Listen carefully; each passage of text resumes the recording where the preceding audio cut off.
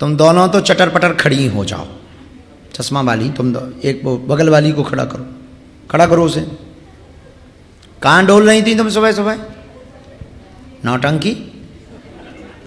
कल टाइम के पहले आ जाना, नहीं तो यहाँ खाना पीना बंद हो जाएगा। जरा शेफ को बोलना इन लोगों को आज का नाश्ता ना दे, और ये खा के ही आई होंगी। मैंने कहा कोई ठिकाना थोड़ी है। बैठो, कल टाइम पे आना, बैठो। एक दो और महापुरुष हैं पीछे जो बड़ी लेट आए हैं।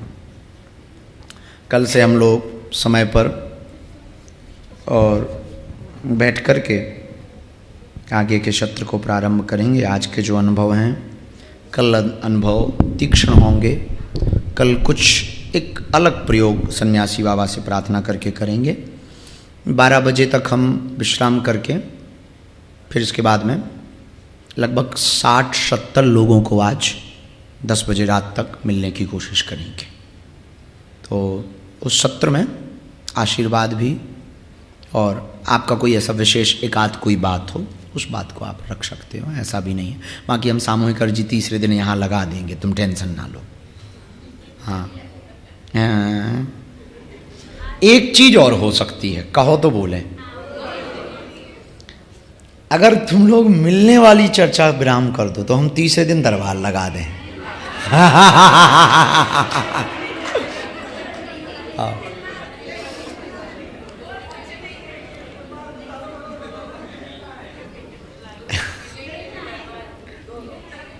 दोनों चाहिए, मिलेंगे पक्का दरबार में। मजाक कर रहे हैं, पर कम समय लेना है अपनी तरफ से, क्योंकि 60-70 बहुत होते हैं जी। हैं अनिल भैया वो नहीं झंझट पाल। दीक्षा देंगे, टाइम मिले तो तीसरे दिन देंगे। अभी वही है, टाइम का हो जाता ना, इसमें बड़ी दिक्कत। पिछली बार हम वहाँ थे जगन्नाथपुरी, कौन था? हाँ, क्या क्या दिक्कत हुई? बहुत माथापच्ची हो गई थी। बाहर भी लोग रहते थे, बहुत माथापच्ची हो गया था वहाँ।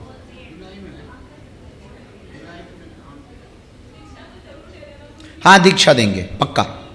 एक दीक्षा समारोह रखना है, एक साथ में चाय का रखना है, और बस अभी इतना ही घोषणा बहुत है।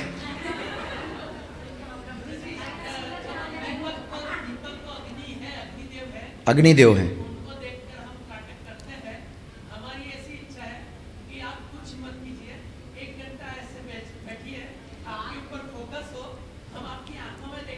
है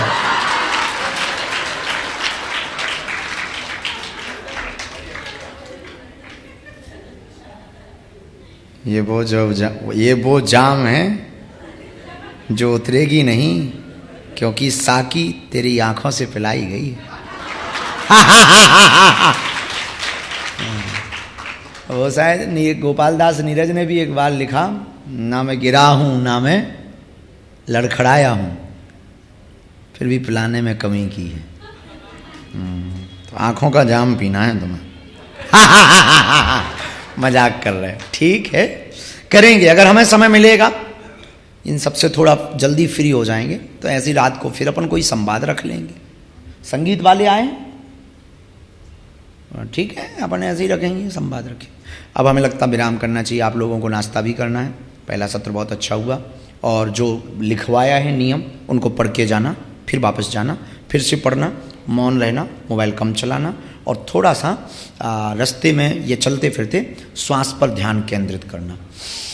बीच बीच में तुम देख रहे हो हम बड़ी गहरी सांस लेते हैं, ऐसी गहरी सांस लेके अपनी श्वास पर ध्यान केंद्रित करना। थोड़ा प्रकृति से बात करना।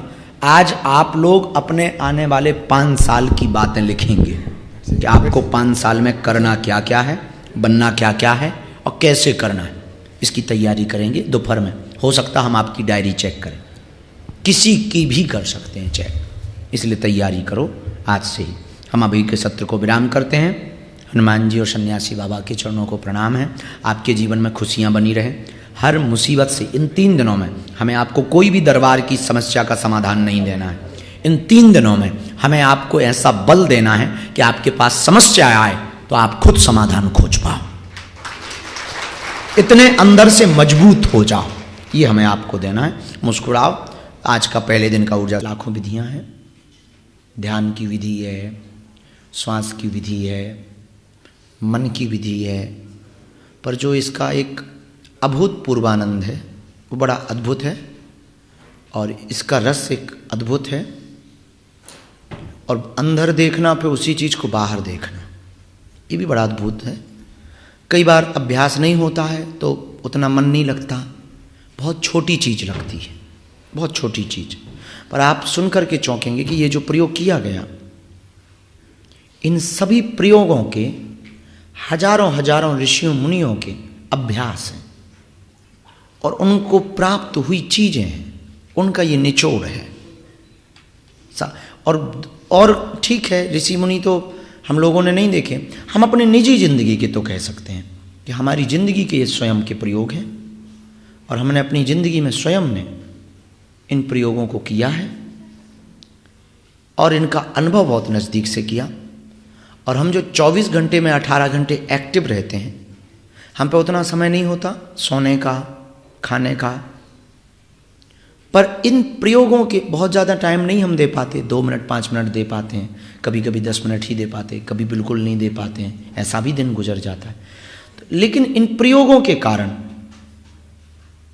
इस साधना के विधान के कारण हमारे निजी जीवन में एक चीज है, वो है प्रसन्नता। कुछ भी ना हो तब भी हमारी एक चीज घटती नहीं, वो है प्रसन्नता।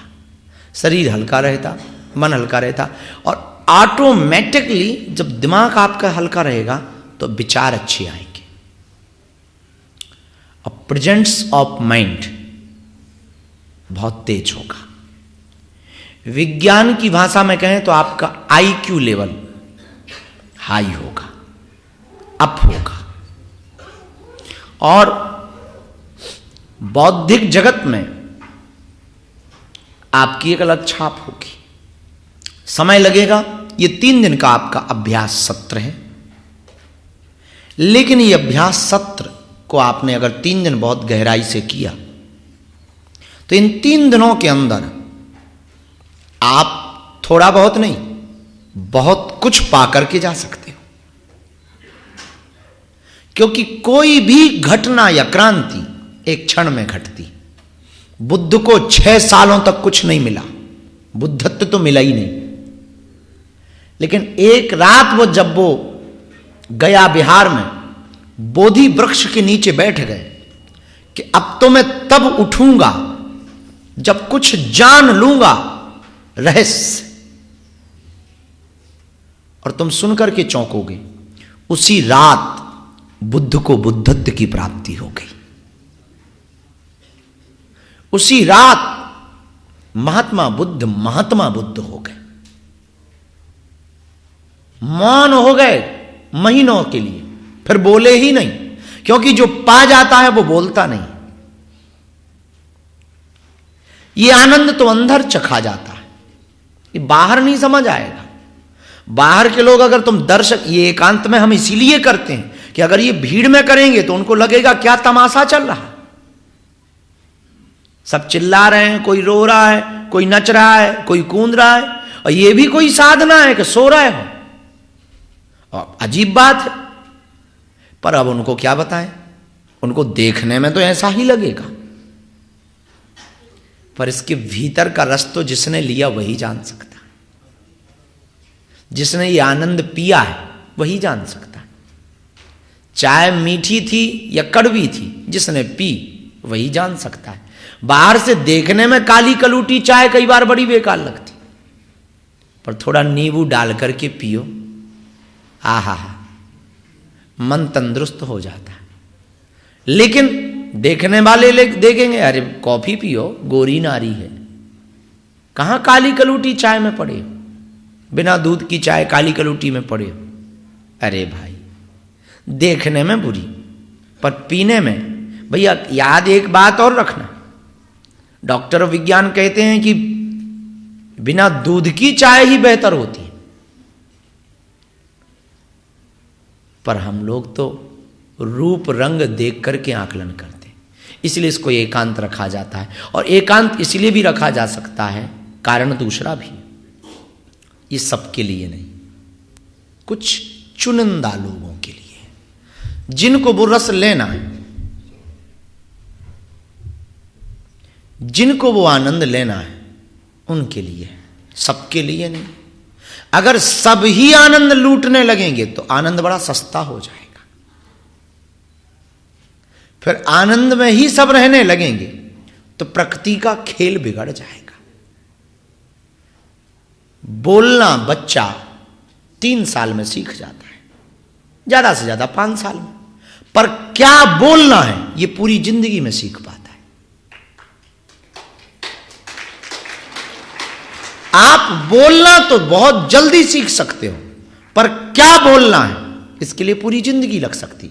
तो जिंदगी पा लेना बड़ी सरल है, पर जिंदगी जीना कैसे है इसका पता तो किसी सद्गुरु की शरण में ही लग सकता है। आज के पहले जो तुमने ध्यान किया नहीं, जिन्होंने, उन्हें पता ही नहीं था कि इतनी भी सुकून की शांति मिल सकती है। हमारे पास कई साधक आते हैं, हमें बताते हैं कि हमें तो पता ही नहीं था कि इतनी भी शांति होती है, और होती है, महसूस की जा सकती। पर अगर वो तुम घर पे करनी चाहो, बड़ी कठिन है, बड़ी सरल सी बात। यही प्रयोग तुम घर पे कर सकते हो, और कई लोगों ने, पुराणों में, शास्त्रों ने, सबने कही है, पर ये घर पे करना बड़ा कठिन। इतने दिमाग के विचार, यहां तुम यहां केवल इसी के लिए आए हो ना, इसलिए हो रही है। यहां तुम्हें काम ही कुछ नहीं है, ना तुम्हें रोटी बनाना है,